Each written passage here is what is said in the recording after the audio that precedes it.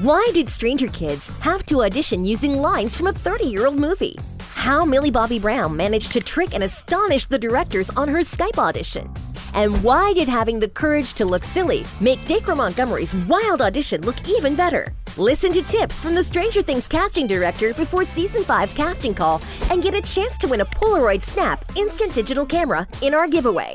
How did they find the kids? When the Duffer brothers pitched the Stranger idea to producers, they knew that besides a good story, there was only one thing that would make it all work: a strong kids cast. So when the series got the green light, the first thing the Duffers decided to invest in was getting the Emmy-winning, Best of the Best casting director, Carmen Cuba. You won't believe this, but when Cuba started the hunt, the Duffers only had a pilot episode written, so all the kids had to record the scenes from the 1986 adventure drama, Stand By Me. The movie has the same Goonies vibe as the series, so it was not a problem after all. But acting experience mattered a lot. In an interview to Backstage magazine, Cuba revealed that prior acting experience can sometimes be pretty important for child actors, and the D&D gang absolutely fulfilled the requirement. Basically, they all came from Broadway. Gaten Matarazzo starred in Les Mis when he was 12. Caleb played young Simba in the musical The Lion King, and Sadie Sink played the famous red-headed orphan in Annie. Noah, Finn, and Millie also had great experience playing in big screen movies. So they are all living proof that starting early for a child actor is vital. But Shawn Levy, the show's director, revealed that it isn't necessarily the main factor. Seeing a quality that was unique on tape mattered to him much more. It's crazy, but this is what happened to Finn. At the time of the casting call, he was sick. As Levy said, his first audition was a self-tape that he recorded in his bed because he was sick.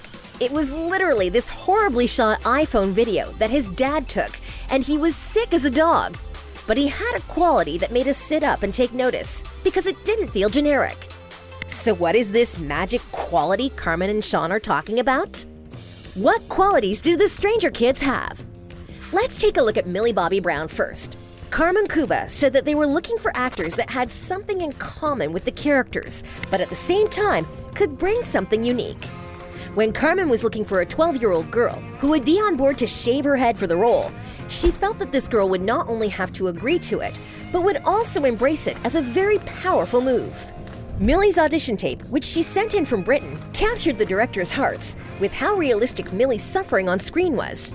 Eleven's main emotions were fear and anger for the first 2 seasons, so this was super important. They immediately set up a Skype call to audition her again, and you won't believe it. They didn't realize she was faking her American accent till the very end of the call. This, and Millie's exceptionally strong spirit, clearly showed her extraordinary talent and totally matches the character. In contrast, Gaten Matarazzo didn't have the precise characteristics that matched Dustin, but he managed to bring his distinctive touch to the character. His cleidocranial dysplasia wasn't initially planned as a character trait. While some consider the disorder to be a drawback for an acting career, Gaten ended up in the unique position of making Dustin even more amusing and lovable.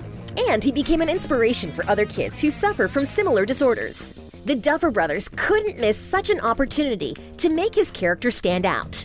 As the director Shawn Levy explained, they'd seen more than 1,000 talented kids on the open calls for Season 1, but had to turn them down, although many of them were great. I always tell my actor friends, you can nail an audition and you can be incredibly talented, and sometimes you still won't get the part if it's not in sync with the filmmaker's vision of that character. You won't believe it, but that's exactly what happened to Noah Schnapp.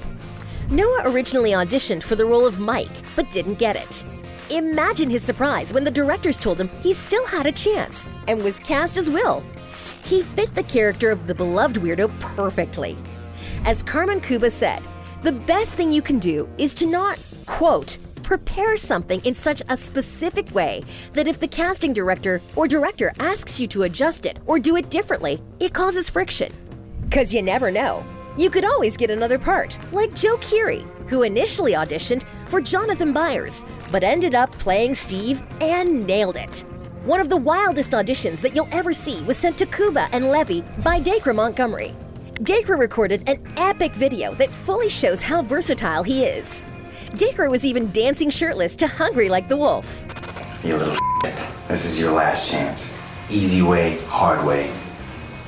What do you say? Though some fans call him a perfect mix of human Shrek and Zac Efron, Dacre is the perfect example of the 80s bully. He also wasn't afraid to look a bit silly, because apparently that's what Shawn Levy looks for in his actors. Yep, you heard that right. Being silly can be pretty important. It turns out it's all because of VFX. It's hard to imagine that there's a huge demogorgon in front of you, while in fact, it's just some half-robotic machinery.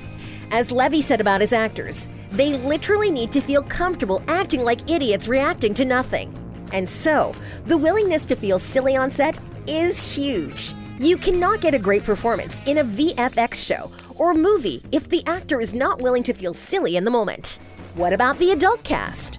Carmen Cuba and Shawn also surprised fans with one more unconventional path. When choosing the adult cast, instead of looking for some famous stars from the 80s or trending celebs, they decided to follow the needs of the character rather than hyped icons. First, they offered the role to Winona Ryder, who at the time had mostly fallen off the radar. Shawn Levy invited Winona for a talk about the role over a cup of tea, when Cuba texted him to immediately watch the tape from David Harbour. 4 hours later, they decided they didn't need to look for Joyce and Hopper anymore. Now, let's talk about the most exciting part of the video. Noah Schnapp hinted that Season 4 won't be the last. Sure, there will be another season after this. He continued, "I can't imagine this is the last. I feel like we would know if this was the last." Of course, it's not an official confirmation, but it means that our video can not only be interesting, but useful to you, in case some of you guys want to try out for Season 5. You guys will definitely need a cool portfolio, and a good headshot is a must. That's why we are running a giveaway to give a lucky winner a Polaroid Snap instant digital camera with Zinc Zero Ink printing technology. As the description says, simply point and click to print vibrant, high-quality photos that you can share. No computer connections needed. The rules to get the Snap camera are simple. Subscribe to our YouTube channel, like this video, and comment with an interesting idea for our next video. But make sure that your YouTube channel subscriptions are set to public. Otherwise, we cannot check if you subscribe. Only 18+ audiences are eligible to take part. But no worries, the giveaway is international. Giveaway closes on June 8th, 2020 at 11:59 p.m. Eastern Standard Time. We will announce the results under this video in our community post and will tag you in response to your comment. So guys, join our giveaway and we'll catch up on trends together.